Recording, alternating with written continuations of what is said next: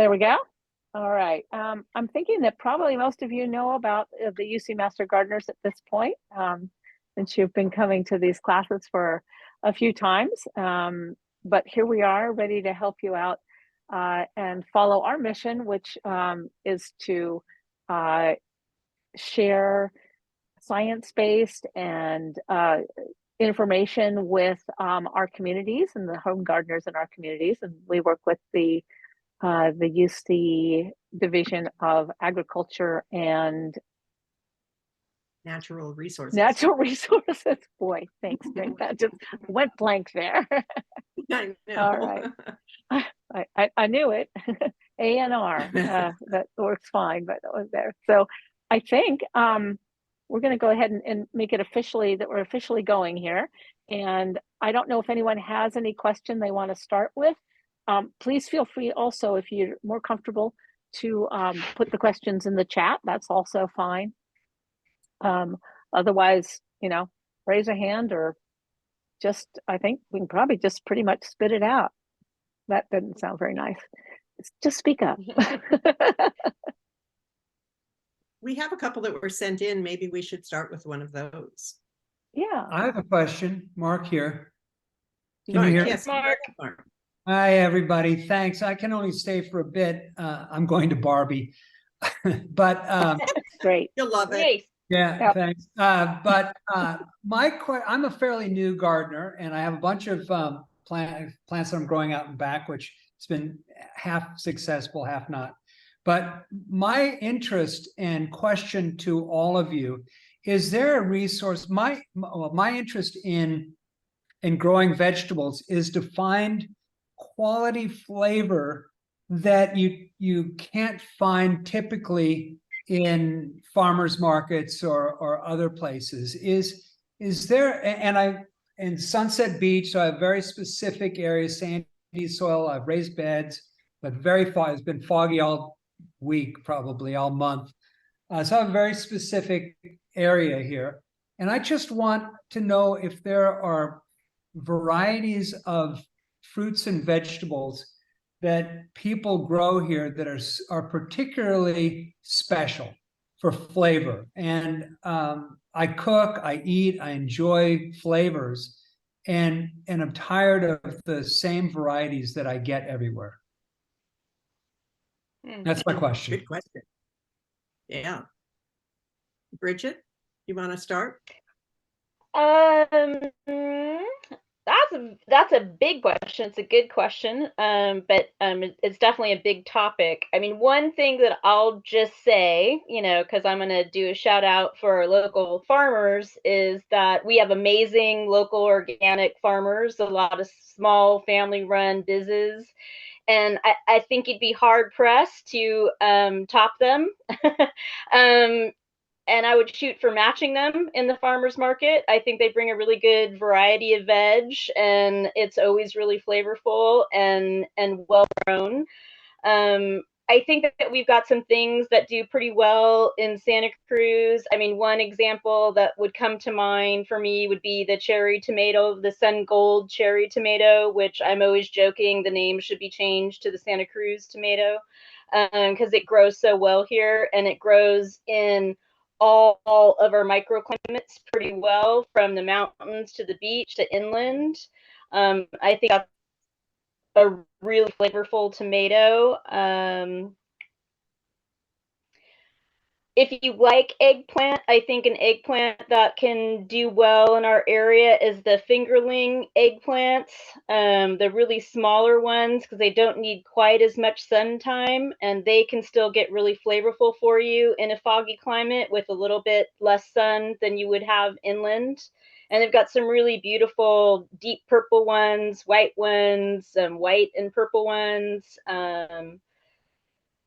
Flavor-wise, on a zucchini, I don't think you can beat romesco. It's a personal favorite of mine, and this isn't going to be different than what you see in the market, but like, I'm a big fan of Tuscan kale or Russian red kale. Is there any vegetable, maybe you could narrow it down a little bit, of what you're hoping to grow that you like cooking with?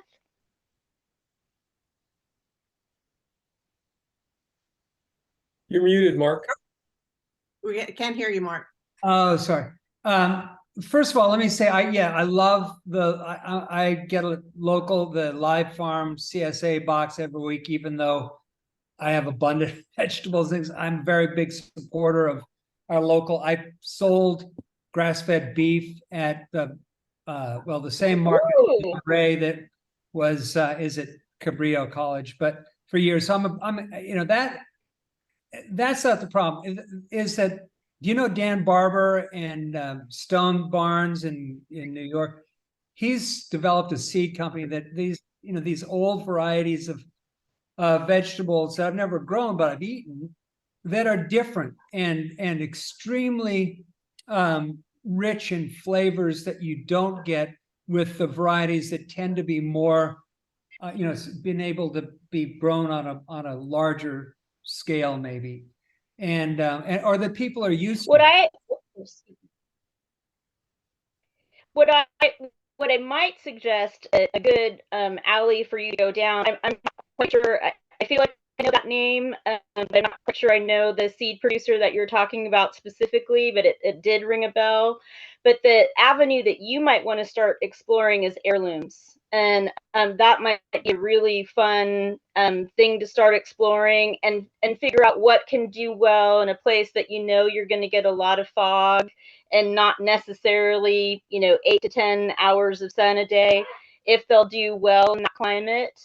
And maybe experiment with something that you won't see in our farmers market because it isn't something that is cost effective to grow, and for market.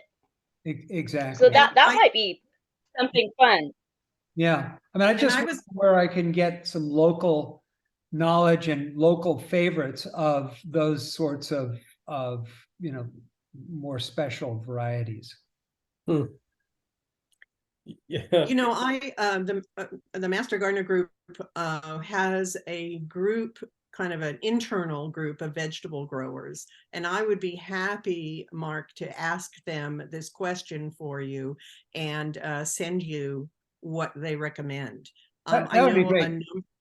Yeah, because all I of know you, a number of master gardeners who really work a lot with heirloom seed catalogs of various kinds.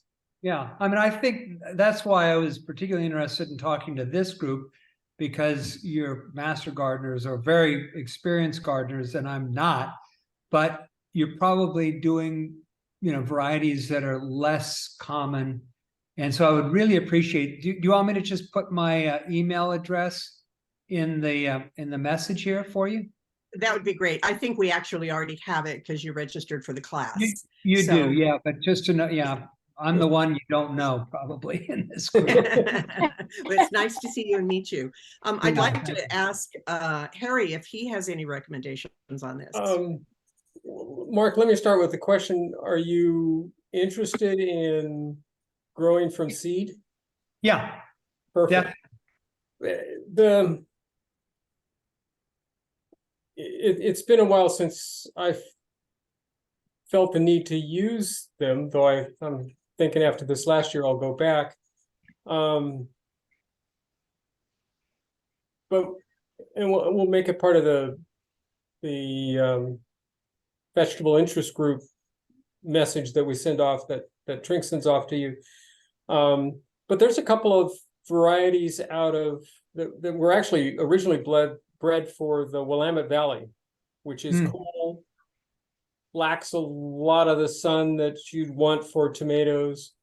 They're small slicers, and gosh, for 10 years until climate change kind of made it unnecessary, they were one of the most popular tomatoes that I grew and gave away. I mean, they folks just loved them. What was the name of that, Harry? Oregon Spring is the one I remember. There's one out of British Columbia too. Now these are not heirlooms. They are very definitely hybrid tomatoes.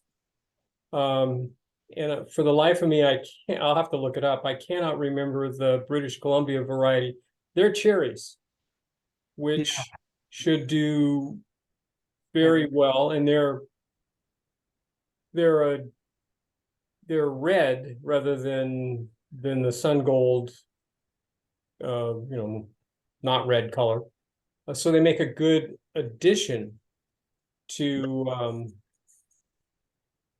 to a salad, to a whatever dish you're preparing. A little variety in color is always a great thing with tomatoes, and if you're going to grow from seed, it's just the easiest thing in the world to do, to have 2 or 3 or 4 different colors of tomatoes there. That's great. And little brain failure today. There's also a zucchini that I like, and actually had this year had some trouble keeping up with picking it. But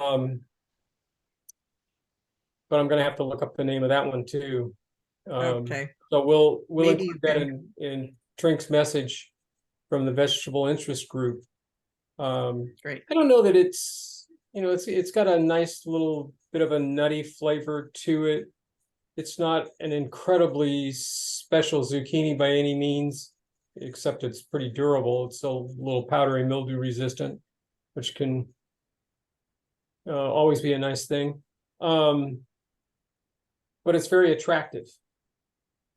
It's a multicolored zucchini, and it just looks good in the garden. Yeah. Which is one of the requirements in my garden, is it's got to look good. At least until Carrie, can we take Marcia's question and see what sure. she has? Hello, everyone. This is Marcia from Monterey, right on the peninsula, close to the water. So I get tons of fog, and I just wanted to share my experience with some successful cherry tomatoes, because I probably have a lot less than folks have in Santa Cruz. But so here's my technique. It's sort of the backdoor technique, because that's the only thing I can grow with all this fog, being like 3 blocks from the beach. What I've done is, when I go to the farmers markets or to the markets, and I find a sweet cherry tomato that I like, because I know they grow here, what I do is I cut them in half, because I cut them in half for my salads. And if they taste really good, I put a few of those in my compost bin. And then what I do is, when I mix my compost, and then when it's ready to go, I put it in my vegetable box. And then this year it worked. I got volunteer cherry tomato seeds from my compost, from the selective tomatoes that I loved. And then now this year I've got 4 beautiful cherry tomatoes, yellow, I have orange, and I have red. And it's all from my compost bin, and it's selective seed saving from my compost bin. So that's sort of the side door, and I wanted to share that. That's great, That sounds Marcia. really fun. I have the same thing, but I don't generally keep them and let them grow on their own. But that's a great idea to do, to encourage it. Okay. Propagation is Anybody always else? an experiment. Yes, it is. Mark, I was going to ask you also, it happens to be my favorite, and I didn't know of it until I worked on the farm at UCSC, but have you grown delicata squash yet? I haven't grown them, but I love delicata. Would they do well here? Mm-hmm. They do really well here. Yeah, I mean, like them. I mean, they're you need to have started them next year. But yeah, they do really well here. yeah. Well, that'll be fun. That's like, to me, like, that's when I'm a cook too, so I'm starting to think of things in just a flavor, these gold tomato, delicata squash, romesco zucchini, things that like pop into my head that I really enjoy cooking with.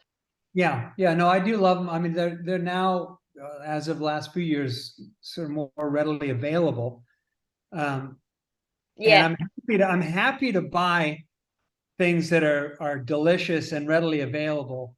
And I want to spend my time growing things that are less so, I guess, is the deal. And I want to raise worms, and I want to build a greenhouse, and I want to do all of that stuff, but I want to do it so that I can get things that I can't just go over and get at the farmer's market, or in fact, not a funny, but I have the CSA box, Live Farm. Everybody knows Live Earth Farm, but so I go in and I order, special things.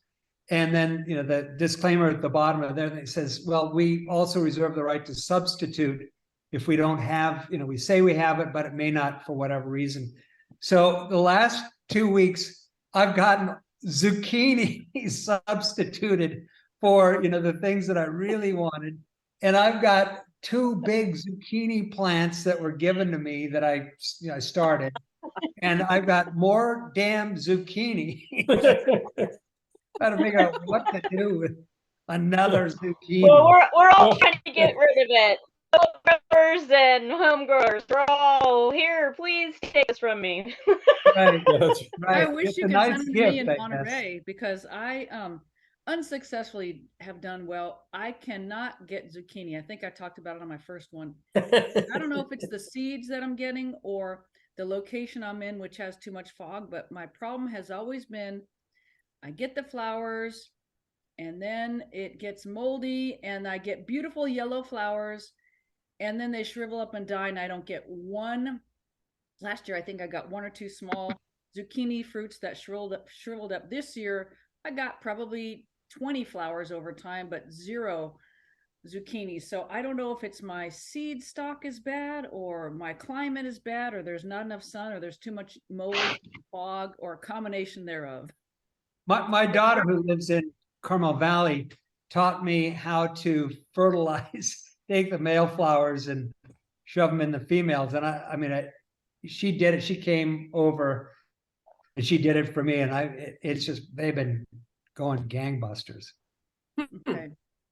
That should generally, I think for most of us, we kind of the bees or something does that. You will still get a lot of flowers even without, a lot of fruit without doing that.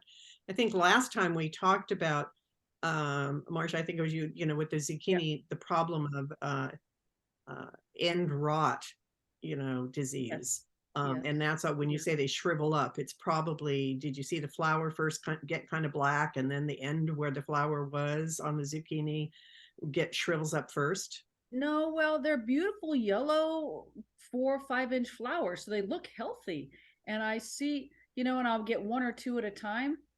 And I think, yes. And I have a lot of, enough flowers from my tomatoes and everything else. So I have bees every now and then. So I don't do the forced pollination, which maybe I should. So I get beautiful flowers they look like they're 4 or 5 inches, good size, good color. It seems like they go to maturity and then they just shrivel up. Normally I don't see black. They just shrivel up, like they dry out and then they fall off. And I'm like, and then I'm hopeful because the next, here comes some more flowers and I'm hopeful these are going to make fruit and then they don't. So I haven't figured that one out. It might still be a calcium deficiency. Typically you see the fruit form first before the blossom end rot. But I was just going to say, you brought up a good point. I probably should get my soil tested because where I am in Monterey, since I'm so close to the ocean, it's probably 60-40 sand to what is it, loam or mud, clay, sand to clay. So I think it's pretty very, very bad deficient soil. So maybe that's what I need to do is get it tested. And if you have a recommendation of a good soil lab in the Monterey area, I would love to do that. Well, I think that you don't even need to probably don't even need to have it tested. Just add, we always say the soil's the beginning of the plant. You've got to start with that good soil. And the fall and into the winter is a great time to work on really enriching your soil. And I think Bridget was we were earlier talking about this. So Bridget, maybe that's something you want to talk about now, is using this time for the soil development. Yeah, I still think that it's a possibility that your issue might be inconsistent watering. Sometimes that is what can happen when your flowers come, but they don't go on to fruit. Sometimes it's an inconsistent watering situation. And also sometimes I don't know exactly where you live, but if you're really in that like thick fog area, it just might not be enough sun. You know, so there's so many variables that affect whether a fruiting plant's going to go on to fruit. So I think that I just come back to those basic things where I'm wondering if you might need to really understand how you're watering and how consistent it is. And also, it might be not the best plant for your area.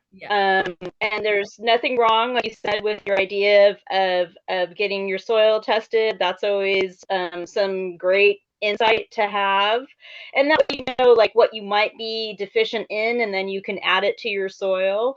But I also think Trink is right, is that sometimes that's not necessarily a step that you need to take, because if you think of yourself as a soil farmer first and not a plant grower, and you make the soil your priority, and what you're going to do is take care of your soil first, and the plants are kind of, you know, byproduct of your amazing soil farming, then you're going to come back to making sure that you're amending it with a proper amount of compost, that you're cover cropping it, and that you're really creating the healthiest soil that you can have. And then from that, you get the healthiest plants you can have. Yeah, but I think you hit it. I do think the sun is a factor because for some reason, the same soil, well, I put the zucchini so they wouldn't take over the whole garden in a container, but it's the same soil as in my vegetable box. And my tomatoes are growing like gangbusters, but every year the zucchini just flower and shrivel up. So I think it might be the variety I have needs more sun. For some reason, these cherry tomatoes can exist with a lot of fog. And this has been for us down in Monterey a pretty foggy year. You know, our June gloom started in like March and went all the way through. Yeah, I mean, it's been yeah, and that's the other thing to keep in mind is we just had a really unusual weather year, so no gardener should be beating himself up too much about things going wonky this year because it was a really bizarre year.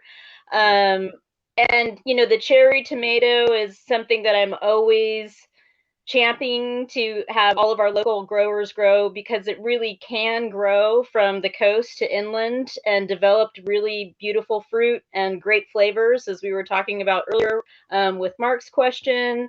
And sometimes the bigger tomatoes just don't perform as well, or you'll get 2 per plant, and then even when you get them, they're not all that flavorful. So I think cherry tomatoes are just a safe bet for our area. And then that kind of like helps Harry and I, you know, kind of start doing, you know, some things in our head. If we were on the hotline together right now, we'd probably be saying, well, if our tomatoes are doing well, then it might not be a lack of calcium. It might be something else because the tomatoes wouldn't be loving you if you didn't have enough calcium in your soil. But as Harry's made his point last session, is, you know, the consistent watering is really important for the calcium uptake. And it really has to be there previous. You've got to have it in there previous. He also pointed that out, which is something to keep in mind. But healthy tomatoes, you know, make me think, well, you know, it just might be that it's too wet where you're at and not enough sun. If you're getting that drippy fog all the time. Yeah.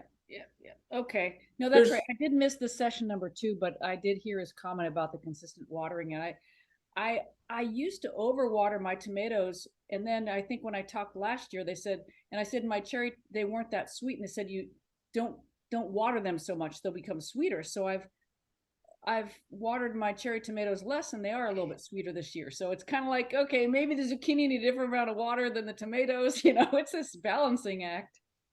Yeah. Well, Well, for sure. is. There's something I'd like to suggest. The zucchini plants are still there. You're still getting flowers. No, they pretty much stopped. Well, I kind of stopped watering them after about the 20th flower. I gave up and I said, you know, this poor plant. No, I think I put it back in my compost bin. I think I Okay. put it to rest. So Okay. I think I'll try again next time. Well, yeah, just certainly try it again. You can change varieties if you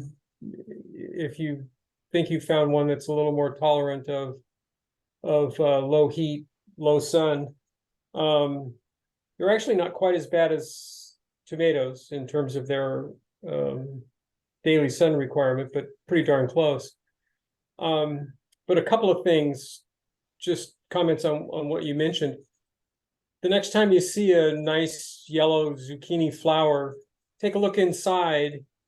If there's a whole bunch of little bugs or bug-looking insects in there, then you probably don't have a pollination problem. Those are probably the native bees that will fertilize zucchini. And just so you know, they have absolutely nothing to do with tomatoes, which are quite often, probably most commonly, self-fertile. And it's bumblebees that tomatoes would like to have around much more than any other kind of insect. Do you know where I could get a good stock? Or maybe I should just do my other technique where I try different varieties at the store. If I like one, stick it in my compost bin and hope it comes up next year. Well, let me I mean I've done that over the years a bunch. I have to admit, the more that I got into propagation, the less I was willing to take a seed out of my own garden. I might have a 500 square feet of garden space, but I really cram the plants in there. And so and zucchini are among the worst. There's, if I remember correctly, three separate species, and of course dozens of varieties, but three separate species, and they cross-pollinate like crazy. So if you plant two different zucchini in your garden, the seed that you're going to pull out of there is probably neither of the two that you planted.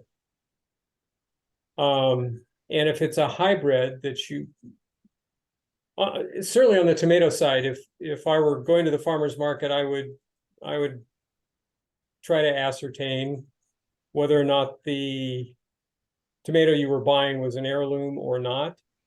Because if it's a hybrid, I'll darn well guarantee that you're not going to get the same tomato out of it. The hybrid is going to revert a generation, at least a generation, if not a couple, when you go to plant it next year.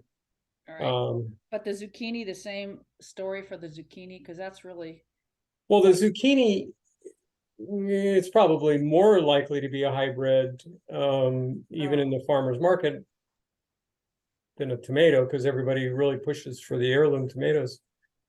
But as long as you plant the same zucchini in your garden, I mean, it doesn't matter whether you have 2 plants or 10 plants. If it's the same zucchini, you're safe.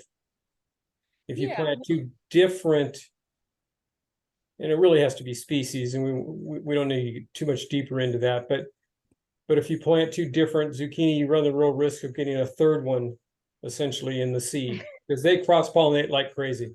They're just as that sounds promiscuous as you can be. Yeah, well, that's good. I'm glad somebody's got some action. But what I'm thinking is, I think they were going to send out into this group, where to get heirloom zucchini seeds, or is there a seed sharing thing that I might tap into? Because I really want to get my hands on some heirloom zucchini and keep trying. Try again. Well, we can. I mean, I follow probably a dozen different seed houses, and I don't. Am I allowed to give out names? Drink. Mm-hmm. Baker Creek Yes. Rare Earth Seeds would be probably the easiest place to start. There's lots of other seed houses out there. Baker Creek specializes in not only heirloom. The older the heirloom, the happier they are. And it's a darn reputable company. Okay. that would instantly be my, in a non-public format, my recommendation. I think the website's actually rareseed.com, but if you type in Baker Creek seeds, you'll get where you need to go. They put out, you want to spend a few bucks, they put out a really pretty catalog too, but it's not at all necessary. Everything can be done online. Okay, thank you. Are they out of a certain state or out of locally? They have I don't know what to call it, facility, if you will, storefront, maybe even in Petaluma. Oh, okay. The only other location that I am aware of that they have physically, besides whatever farming operations might be going on, is in Missouri. I like the closer one in Petaluma. Thank you. Yeah, yeah, but you know, and they do import some seed, but it's again they're really heavily oriented towards heirloom vegetables of all sorts and some pretty unusual stuff. And you like them over Renee's? I heard Renee's was supposed to be good. Well, no, I wouldn't say that. I've been buying Renee's seeds, I think, just a year or two after she opened up for business. And honestly, she would also probably be a very good source. She doesn't, or the seed house, her seed house doesn't really carry hybrids either. That I can think of anyway. Okay. Thank you. Appreciate. I've got those two written I think down. it's a good idea, Marcia, to go ahead and order some seed catalogs. You know, some other reputable ones beside Baker Creek would be Seed Saver Exchange, Johnny's Seed Company. Even if you're not going to be ordering from those companies directly, reading through those catalogs is like reading through plant encyclopedias, but it's nice, short budget information, and it really teaches you about the plant and the watering needs and the sun needs. And you also see varieties that you might not see in our local shops. And sometimes it's kind of funny to think about, but because of our climate and where you're at, and you know, it just depends. We have so many microclimates in our area, it's mind-boggling. But sometimes things that do well in the Northwest will do well down here in certain areas. Some things that do well on the East Coast will do well here in certain areas. Because of that fog, you know, not as much sun situation. But it's I get them every year, and I spend winter having a cup of tea and looking through my seed catalogs and seeing if there is something new that, you know, I want to learn about. Okay. And that's a really good way to do some research. Great. Thank you. Oh, besides, it's a lot of fun. Yeah. There you go. I mean, depends on the person. We think it's a lot of fun, you know, but yeah. I guess that's why I've been doing it for Gardening 25 years nerds. or so. I bet. Yeah, and there's And lots of them. Hey, And Mark, I can't let the flavor question go away without you know, promoting Jimmy Nardello peppers. If you haven't had them or grown them, they'll change your life. They're an Italian frying pepper, and they're fantastic. And What are they I'll called? make them I'll just make them my lunch. What are they called? Jimmy Nardello. Jimmy Nardello. Peppers. Great.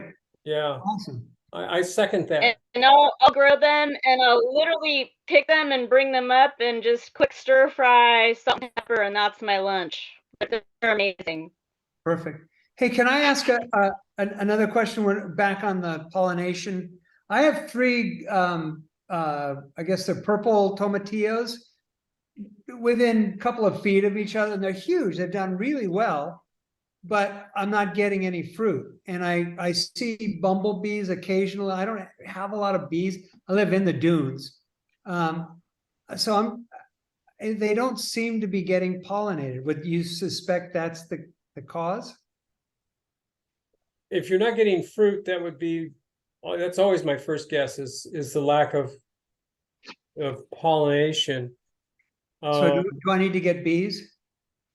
well, they're solanaceae just like a tomato, but honestly, Mark, I have to look it up. I'm not sure how they pollinate. Well, Um, they're separate. They need cross, well, not like a tomato. yeah, but I'm sorry, I guess what's doing the pollination? Oh, I don't have an who? answer for you. Oh, It's got it. easy enough to look up. So Yeah, we'll get it. okay. used So to- actually, it's a who's doing it rather than and whether. then a how, yeah, or even the how can be a little bit important. But yeah, who's doing it? Because to dump a bunch of bumblebees, even if you could, and I'm not sure how practical it is. Sorry, I get distracted. My daughter's home. If you dump a bunch of honeybees on tomatoes, they're not going to do you any good at all. Oh, really? Yeah, that's not what the tomato's after. On the other hand, tomatoes are mostly self-fertile, so it doesn't really matter at all. Yeah, I was So tickling. yeah, we'll have to look that up. That's a Okay. good question. Great, thank you.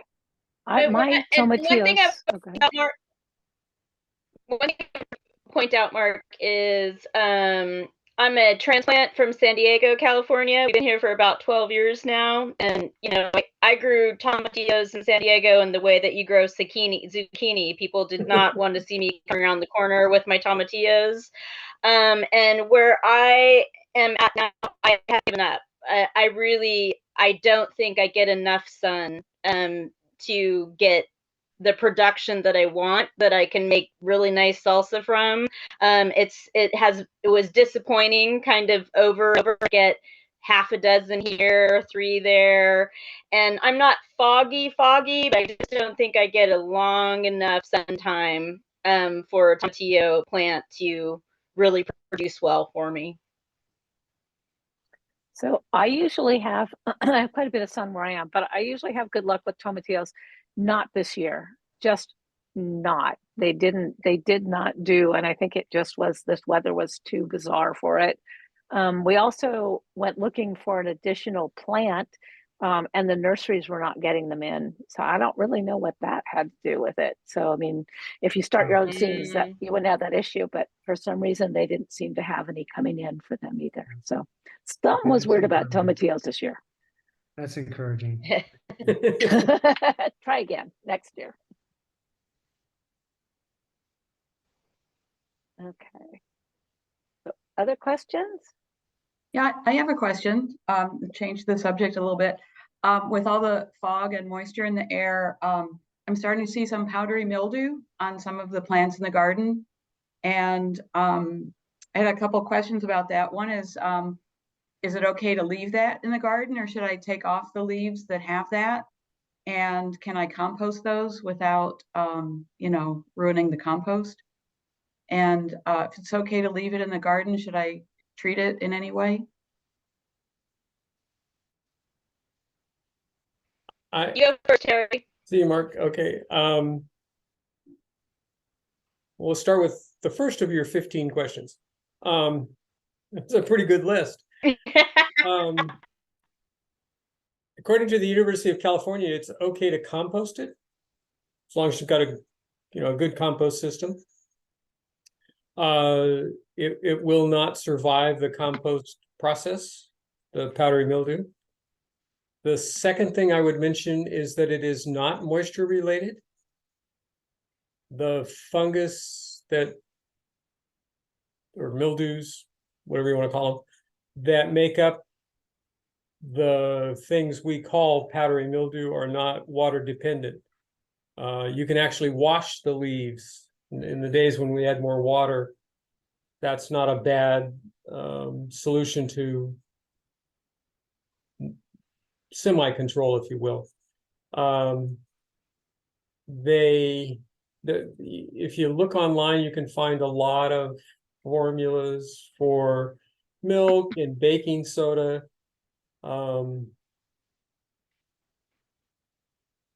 To treat it with, and in one of the cooperative extension blogs that I follow, the blog just pointed out that it's baking soda is okay, but that's calcium carbonate, and you really want potassium carbonate, which you'd have to get at a nursery. You can effectively control it. It's almost a daily process, and you just spray the leaves with whatever fungicide you've come up with. I know Safer makes one, Monterey makes one. You can leave it, which it tends to get away from me, frankly, mostly on the zucchini. That's where I see it most, is on the squash. And in the end, I just, the squash is kind of outgrows it. So it'll survive most of a season, if not the whole season, without a daily spraying. I've had it hit tomatoes. If I get it in the winter when it's dry, on peas, I get right after it because it makes them just look positively ugly. Doesn't really affect the flavor of the pea, but it drives you into wanting to shell the darn things instead of, eating them as snow peas or whatever. And that's about it. About all I can think of. Mostly I use the Safer fungicide stuff just because it's easy. And baking soda will work. It's just not as effective as whatever the potassium stuff is. Or phosphate, potassium carbonate. Bridget, do you have any comment on powdery mildew before we go to Diane? It looks like she has something. No, I think that was pretty well covered. I would just add that I do a little bit of both. I do some leaf pruning, if I get hit really hard with it, I make sure that I leave enough, for photosynthesis, but I might take out some of the, really heavily affected ones, and also decide what, spray that I'm going to use and use the spray. I'm a little bit gun shy of putting like anything that looks a little diseased in my compost pile, but if it's going to be hot compost, Harry's right, it will not survive that hot compost process. Okay, so Diane, it sounds like you have a question or a comment. I do. I have two questions. One, what do you do with snails? And two, this is probably a sacrilegious question in a way. How do you stay motivated when the weather's like this to go out and work in a garden? I'd like to know how you stay motivated. Which one do we answer? Well, then you happen to get a phone call with one of our IPM experts, so Trink can talk to you about the snails. And motivation, whether like this, I think depends on the individual. So I'm a Northwest girl, so I actually find weather like this lovely. I like being outside in it, but I understand if you're feeling like what you want is that sunny experience in your garden, it can get a little bit old. But I think you concentrate on the end product that you're going to get, and you get yourself out there, even though it might not be your sunny day in the garden, you're going to get great rewards in the end for that. And we'll hand over the snail to Trink because she's one of our IPM experts. So she's here, and let's let her take over. Well, actually, I would love to hear, because I haven't before, Harry's approach to snails. We can certainly, I personally end up using the snail bait, but one of the course that is environmentally and pets, etc., safe. And and I'll use that because I think it's still it's fine even in the vegetable garden. But like I said, and we have a great video on this that we have done a class, and I'll be happy to put that in the response that you can actually go onto our website and watch our pest control class. That would be great. But Harry, what do you do about snails? I also use the the bait, the plus version, so that I also get sow bugs, which I seem to have more trouble with than snails. I agree. The last year or two, well, really the last year, snails have made a huge comeback. I hadn't been bothering with bait for years because they require a little more moisture than our soil was providing. But if you're not putting out a bait, I mean, I've talked to people that have used the beer traps. I tried it once or twice, probably 20 years ago, did not have a lot of success, so I didn't continue with it. But the bait works real well. And usually you can get by with it when the plants are young, and then you don't have to, they don't do enough damage once the plant's larger that you have to worry about it.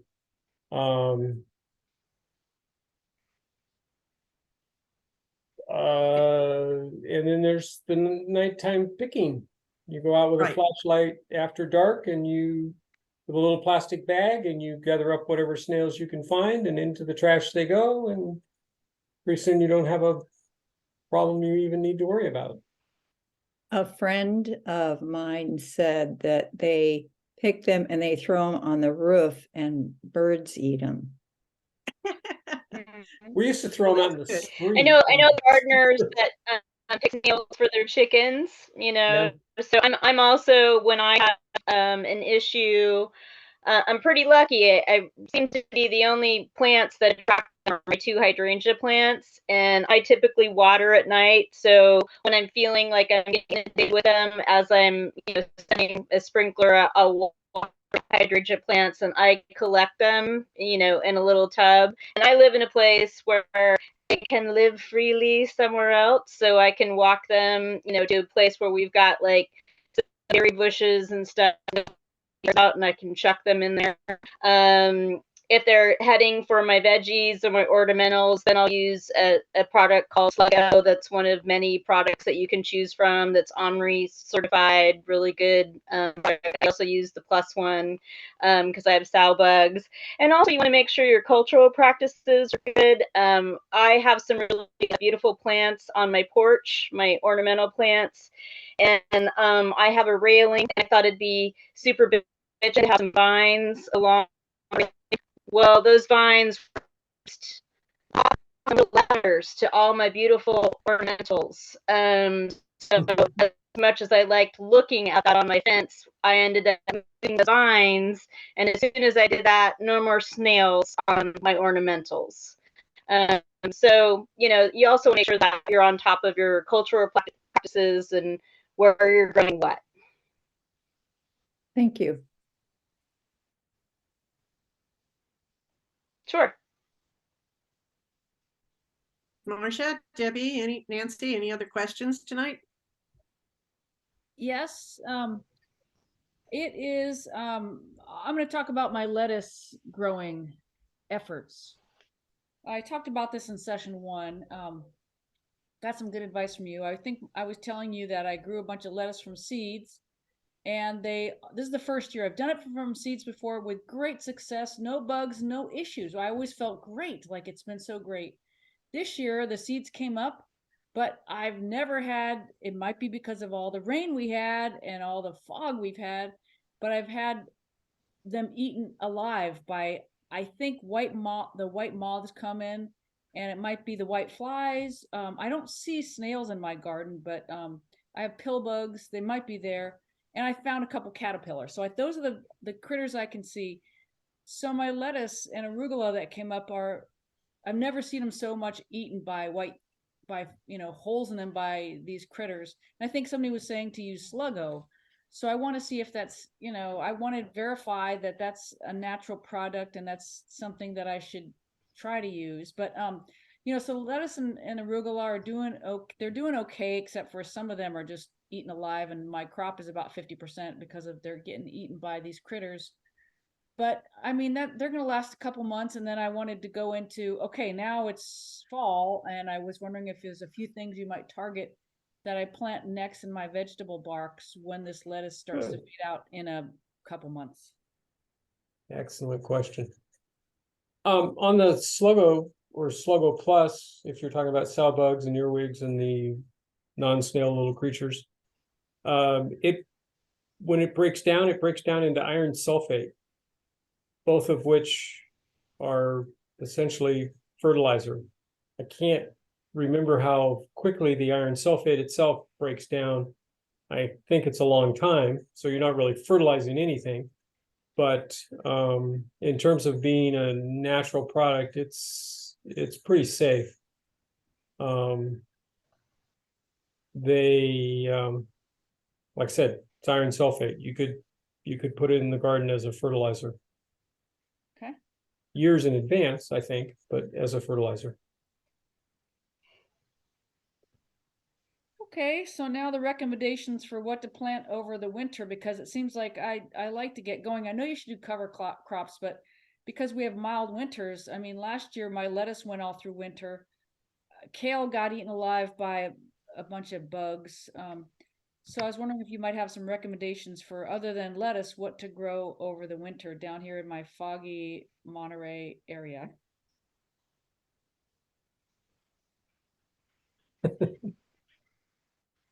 Bridget, do you want to start on this one? Fall or winter, yeah. Sure.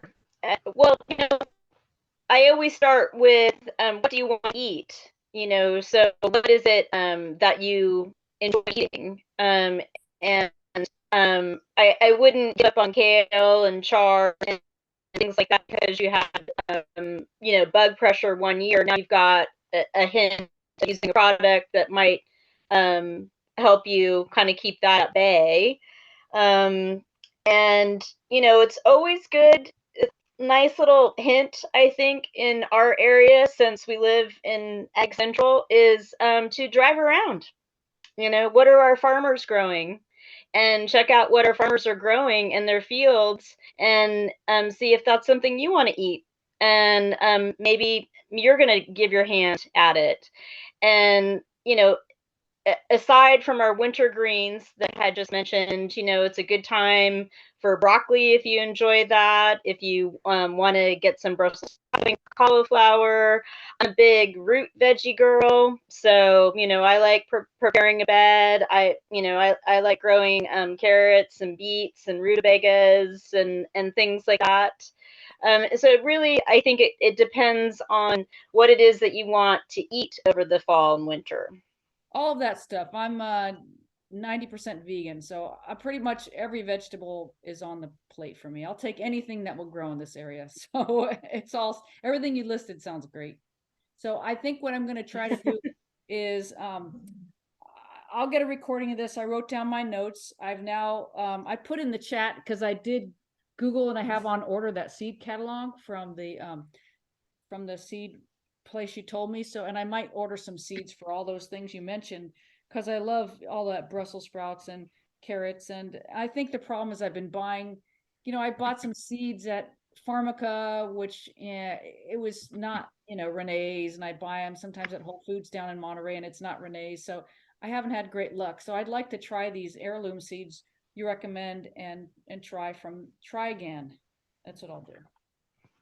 A quick comment on the seeds. You want to be careful of the shelf life. Most of them will, well, a quick internet search will tell you about saving seeds in terms of years. Carrots, for example, 1 or 2 seasons, and then after that they'll really start to lose their viability. Whereas if you were talking about broccoli or cauliflower, Brussels sprouts, 3 years if they're really carefully stored, 4 or 5. So keep an eye on that. That could be, you go into a place and you pull a package of seed off the rack, make sure that it's dated for the current year. Yeah.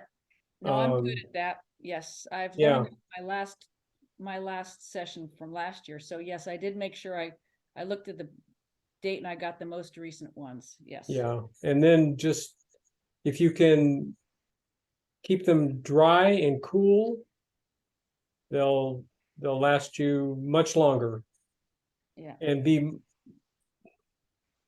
they'll be much more viable when you do put them in the ground. It's just something else we get to keep an eye on as Okay. gardeners. Now you talk about, think of a soil farmer first before a plant farmer. So what I'll do is I'll keep one bed with my lettuce. I'll hand pick out the healthiest ones that don't, and then the other vegetable box, I think I'm going to turn the soil and I want to enrich it to maybe put Sluggo in it to try to get rid of some of the critters. So do you recommend any, other than my compost, which I don't have a lot of because I need to get worms because it's mostly all veggies and dirt. Is there any good natural enricher other than compost to maybe discourage pests and encourage the good growth? How best to enrich it? I would highly recommend cover cropping, and you can go to many of our local plant nurseries and get like a nice mixed cover crop seed. And that's a really good way to add nutrition to your soil.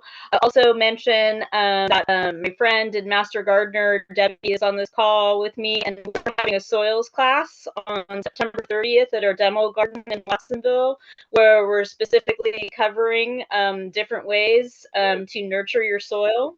And that might be something that you, if you have the time, might want to join us on September 30th to learn in more detail things that you can do to enrich your soil. Is that a live class?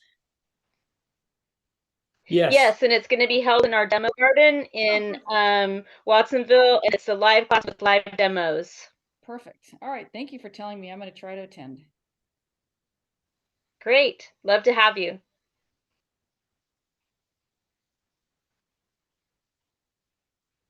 Okay, other questions? Okay, yeah. Well, We talked- just a real quick comment. I may have misunderstood, but on the Sluggo Plus, that's a surface application product. It isn't something that you'd mix in the soil. Okay. Right. Good to point out. And in fact, if it rains or Yeah. you irrigate on top of it, it loses some of its, Oh, what's the word? Yeah. Yep. Efficiency. potency. Dissolves. Yeah. Okay. No, that's a good idea. Efficiency, because I know with my fertilizer, I work that into the soil with a sowing tool, but you're saying this you just sprinkle on top, huh? And leave it go. Yes. Okay. Yeah. Around those plants you want to protect. All right.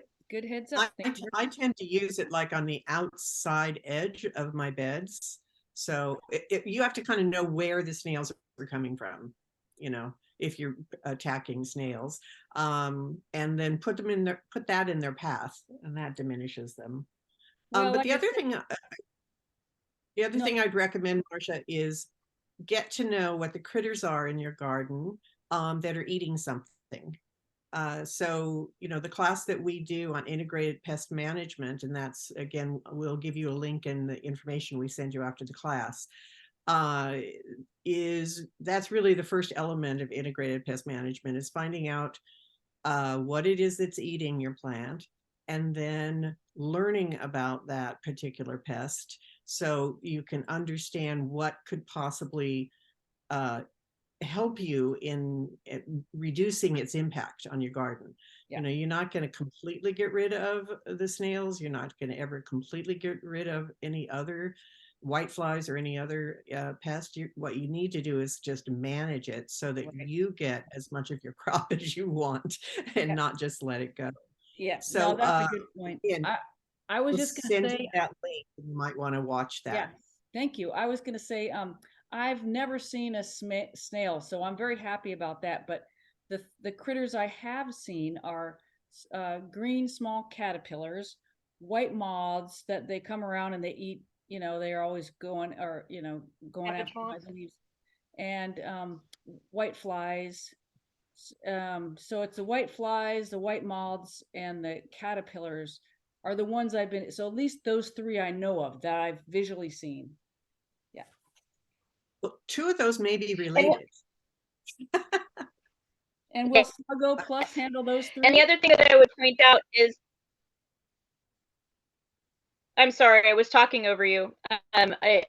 What I wanted to point out was, I don't think you're suggesting this, but just to point it out, it's not a good practice to want to like clear your garden of all insects and bugs. You know, that's not a good practice. There's a lot of beneficial insects. And we want to keep that population around. So we really only want to manage the things that are causing us issues. And like Trink said, first we have to know exactly what that is and then what the remedy for that will be. And these days, you know, there's so many sources, that you can take a photo of and, go to a what am I trying to say, app, and tell you exactly what that is and what the cultural practice will be for that. Or you can take advantage of our hotline, and we can help you figure out what that particular pest is and what would be a good solution to that. But we don't want to take any sort of approach that would be like this, mass get rid of every single insect in my garden, because that will actually hurt you in the end. Perfect. Good point. Thank you. And my question was, I was going to ask was, will that Sluggo Plus help me with the three pests I've identified, which are caterpillars, I don't think the white flies, or the, what was the other one? Caterpillars, white flies, and I had one other one. Whiteflies. White and, moths. Yeah, white moths. So I don't know if Sluggo would help, because I think the only critter from and pill bugs. Those are the only ones. So I don't know if Sluggo is probably not going to help the white flies and the white moths, but maybe the caterpillar and the pill bugs. I don't know. Probably not. Yeah. So No. I don't know without The Sluggo will help with pill bugs and with I can't think of their name, pincher bugs. That's what I used to call them. I know that we Earwigs. call them by a real name. Earwigs, thank you. But also one thing that's a great thing to do at night, and this is a great story of one of our local farmers, Cynthia from Love Apple Farms. She tells a story of not understanding what was going on with her crops one year, and she couldn't figure out what the heck was eating all of her plants. And she went out at night, at 9 o'clock at night, with a flashlight, and then saw the massacre that was happening in her garden that way. Is a lot of these creatures don't come out until the sun has gone away, and you might not think that you have earwigs or pill bugs or slugs or snails until the sun's gone, and then you go out with a flashlight and you see all of the things that you have. As far as if you're talking about the cabbage moth, I don't think that caterpillar would necessarily be abated with Sluggo. Okay. All right. Well, thank you. Excellent points. I put a couple of links into the chat, by the way. So, our hotline, so that just in general, you've got that available anytime you have additional questions in the future. And also just a link to our general website page, main page there, where you can find the link to so you could sign up for the regenerative soil techniques class that's coming up on the 30th. So just so you know, they're there, and you can do that. We also have a a fall gardening class coming up as well. So when you're on the website, take a look at that class also if you're interested in finding a little bit more about fall gardening on the Central Coast. Just a couple of extra things for you there. Thank you. And I believe, Marcia, that you'll be getting all of the presentations when you conclude this class. And in that first presentation, Harry and I went over some basics of vegetable growing.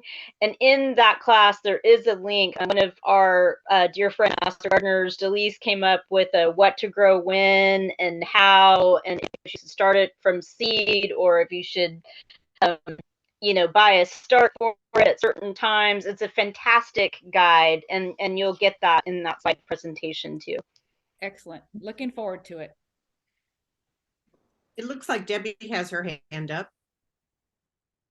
Yes, I have another question. Thanks. And it has to do with deciding when you change from your summer crops to your fall crops. And do you pull out your plants while they're still producing? You go by the calendar, or wait until the very last tomato is ripe, and then even if it's in November, pull them out then, just to find out what are the common practices for that.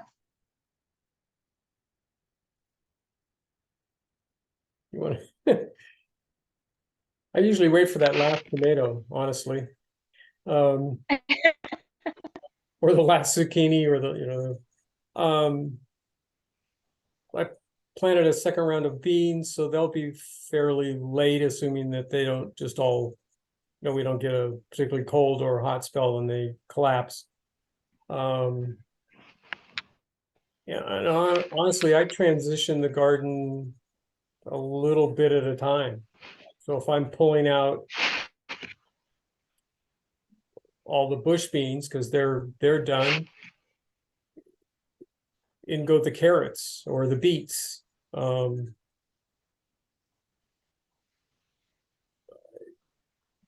Because it usually is, fairly late, oftentimes into November.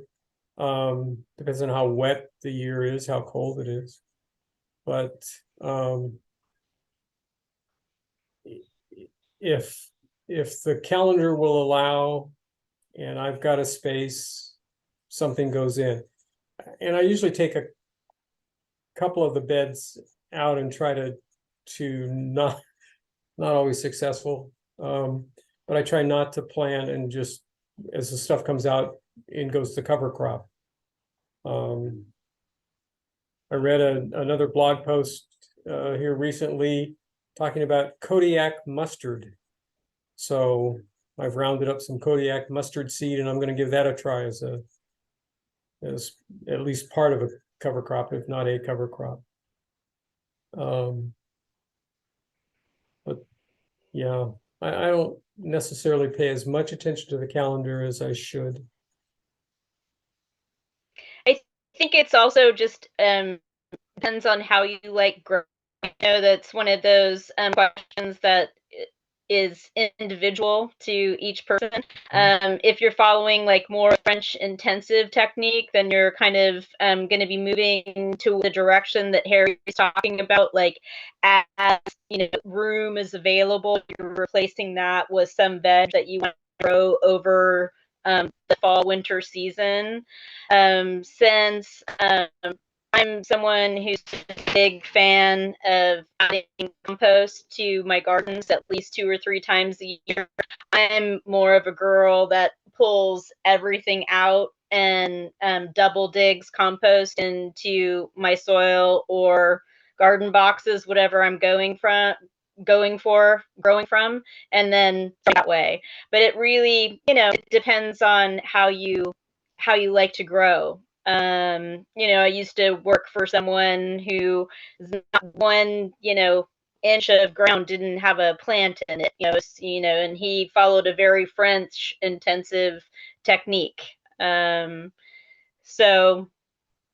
I think that as you're growing and developing your skills, that'll kind of come naturally to you as to how you want to do it. And there's also a argument to be made of, like Harry was, I think, just pointing out, like maybe a couple boxes you're continuing to put some stuff in as you're pulling out, but maybe a couple other boxes you just decide to rest over the fall and put in a cover crop and, you know, feed your soil that way over winter season. And then maybe that's the first one to get planted, and you do some sort of cover crop or really good compost in the box before spring, you know, type thing.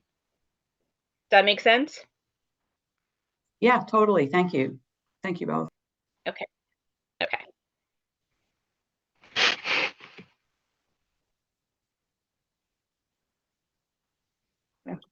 Sort of popping on and off here. Hopefully it's not too distracting. Just trying to make sure that everybody has the bandwidth to be able to hear. I know, Bridget, you're a little bit breaking up occasionally, so we're hoping that I think we've been able to understand everything you said. So please ask anyone Oh, if I'm you've missed sorry. anything.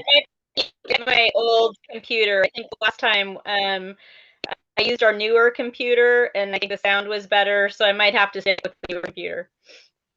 That might help. So, but I think we're doing okay. So, all right, we're getting close to our end here, but we're happy to answer more questions if anybody's got anything, or Bridget or Harry, if you had something that you thought, you know, we wanted to cover just in a general sense. So, any thoughts? Well, I think in a general, would just like to point out, we've talked about it in little bits of ways through this session. You know, we're starting to think about all winter crops.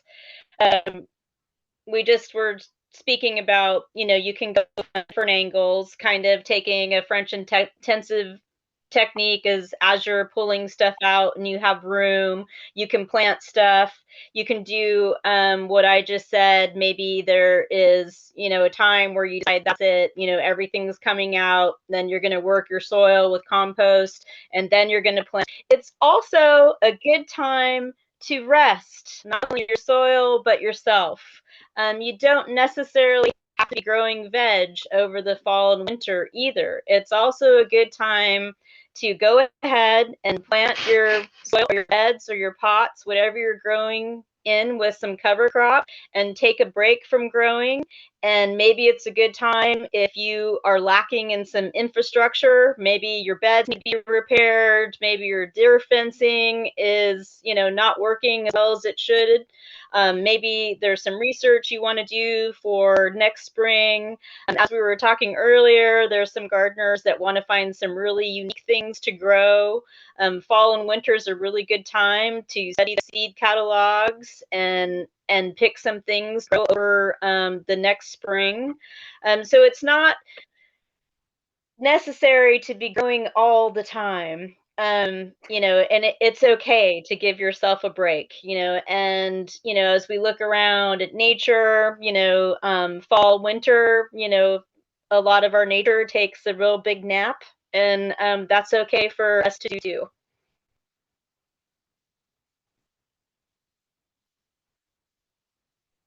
Yeah, we definitely talked earlier about how you keep that momentum going in the garden, and that is a piece of it, is just taking a break sometimes. Absolutely. Mm-hmm. All right, Harry, some thoughts that you wanted to kind of leave us with? Well, I think Bridget covered it pretty well. I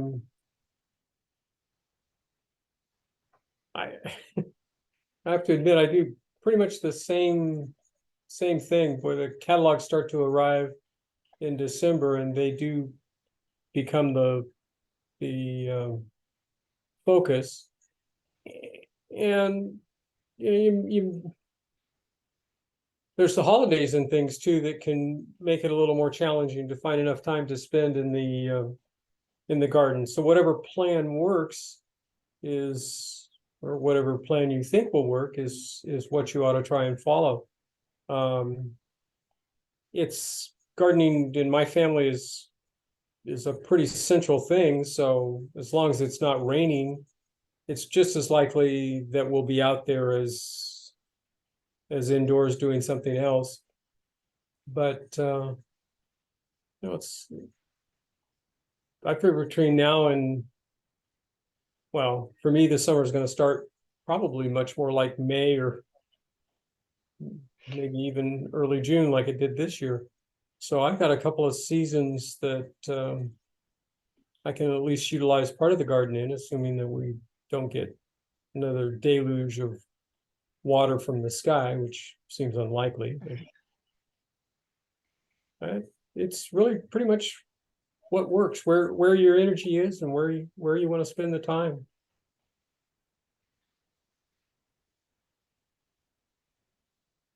There you go. All right. So I think it sounds like we've kind of answered everyone's questions at this point. I'm kind of mumbling along here, giving you a chance if there's anything else you want to add or throw a hand up there and we'll I think get it I'll covered. say, this is Marcia Renzel. I just want to say thank you to everyone. This has been very useful. And I have already ordered, I put my order into Rear Seeds. I have ordered carrots and beets, heirlooms. I have Brussels sprouts on and broccoli. And I have the seed catalog. So I'll be ready to go. I've already got the order. So I'm motivated. Thank you. There you go. Welcome. Thank you again to Harry and Bridget. You've just been full of great information and really appreciate it. So Definitely. This has been a lot of fun. Very good. It Thank has. you all for coming. we're I've got a definitely whole do this list. again next growing season. Yeah, I have a whole list of things to add into the letter that will be coming in the next, within the next week or so with the recordings and the presentation from the first week. And then, like I said, I've got a bunch of things that we've talked about today that we wanted to follow up on and send you a little more information. So it may be a long one, but hopefully it will be helpful. We'll also be sending you, there will be a survey, a link to a survey on it. We'd really appreciate if you could just take a couple minutes and fill that out. It helps us to make sure that we're offering the kinds of classes and events that you want, because that's why we're here, is to help our home gardener community learn as much as possible. So we want to share it all with you if we can. So, and in the best way possible. So give us a little bit of information there on that survey. We'd really appreciate that. You will probably also receive a survey in a few weeks, months, a couple of months, usually, I think, from the UC, from UC as well. And they will ask you a little bit about what we've talked about and whether you're going to use that information. We appreciate if you can fill that one out when it comes as well. So I think that's all I've got. Anyone else? Thank you very much, Denise. Great job. Thank you, Betty. It was a pleasure hanging out with you. I really appreciate it. Yeah. Well, just a bunch of friends sitting around talking about gardening. What's better? All right. Thank you all. Good night. Good night. Take care.